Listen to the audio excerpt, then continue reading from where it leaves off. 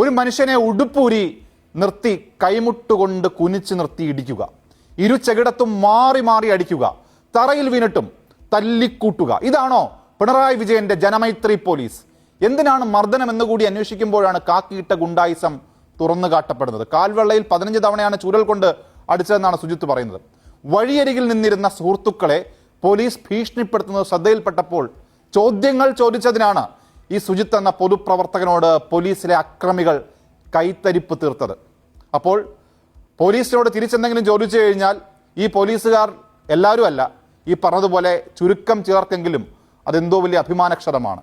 എങ്കിൽ ഇങ്ങനെ കൈത്തരിപ്പ് തീർക്കുന്നത് ഇതാദ്യ സംഭവമല്ല. അപ്പോൾ CCTVക്ക് തൊട്ട് താഴെയിട്ട് ഇങ്ങനെ തൊഴിച്ചെങ്കിൽ അതാരെങ്കിലും ഒക്കെ കൊടുക്കുന്ന ധൈര്യത്തിന്റെ കൂടി അടിസ്ഥാനത്തിലാണ്. എന്നിട്ട് കള്ളക്കേസിൽ കൊടുക്കാൻ നോക്കുന്നത് എന്തൊരു വില്ലത്തരമാണ്. പോലീസുകാർക്ക് ഉരുട്ടിക്കൊല്ലാനും തല്ലിക്കൊല്ലാനും ചവിട്ടിക്കൊല്ലാനും അല്ല കേരളത്തിൽ അമ്മമാർ കുഞ്ഞുങ്ങളെ പ്രസവിക്കുന്നത്, വളർത്തി വലുതാക്കുന്നത്. ഒരമ്മയ്ക്കും താങ്ങാൻ കഴിയാത്ത ഈ ക്രൂരതയ്ക്ക് അപരാധികൾ ശിക്ഷ അനുഭവിച്ചേ മതിയാകൂ. ശമ്പളം പിടിച്ചോ അടുത്ത വില്ലേജിലേക്ക് സ്ഥലം മാറ്റിയോ തീർക്കേണ്ട അപരാധവുമല്ല, ഇത് ക്രിമിനൽ കുറ്റകൃത്യമാണ്, അധികാര ദുർവിനിയോഗമാണ്. ജനമെല്ലാം കണ്ടു കഴിഞ്ഞു. ഈ 4 പേരെ കാക്കി ഊരിച്ച് നിയമത്തിന് മുന്നിൽ നിർത്താനുള്ള നീതിബോധം പോലീസ് മന്ത്രിക്ക് ഉണ്ടാകണം. അല്ലെങ്കിൽ ഇത് വെള്ളരിക്ക പട്ടണമായിരുന്നുവെന്ന് കാലം വിലയിരുത്തും.